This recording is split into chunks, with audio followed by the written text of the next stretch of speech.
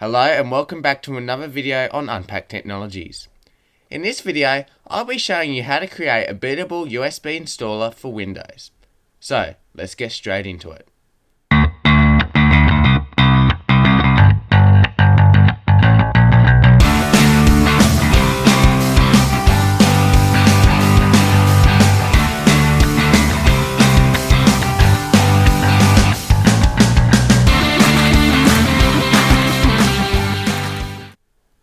To start off, you'll need a couple of things for this process.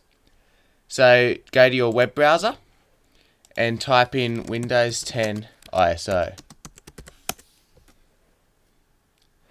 Now click on the top one, which will be Download Windows 10 Disk Image by Microsoft.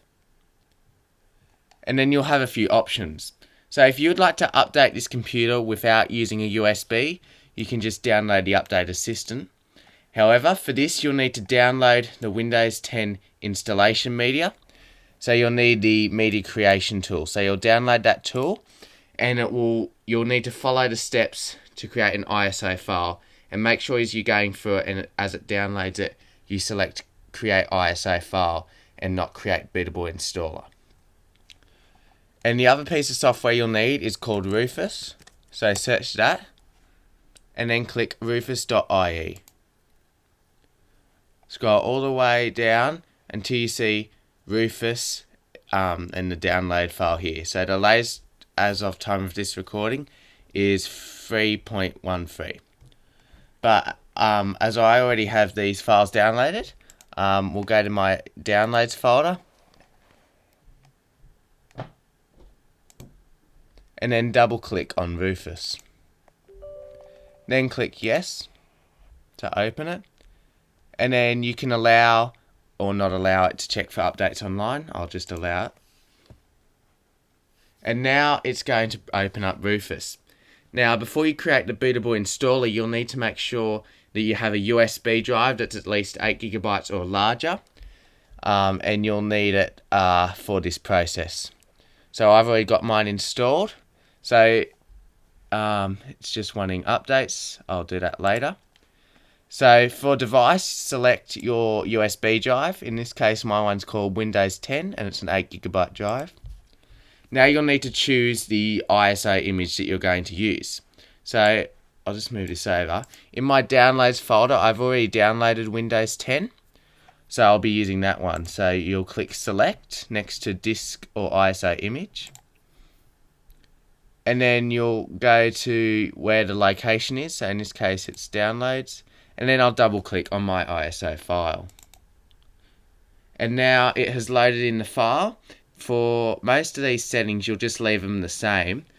You'll just need to know what partition scheme your computer uses. So for the most part, you can just use GPT, which will be the UEFI target system. However, if your computer is BIOS only, you'll need to choose the MBR partition scheme, which will target the BIOS system. However, in this case, I'm going to leave it to GPT. You can also give the USB a volume label. So I'm going to call this Windows 10. And then you can change the file system or cluster size, but I'm going to leave these as default. And you probably won't need to change that either. So once you're ready to go, just click Start. It will warn you that all the data on the device will be erased. So make sure you have a backup of any data that was on there, then just click OK. And now it will start to format the USB drive and then copy over the files. So you can see down here it shows how much time has elapsed while it's running, so how long it's been running for. This process should usually take around 10 to 20 minutes depending on the size of the installer and also the speeds of your USB drives.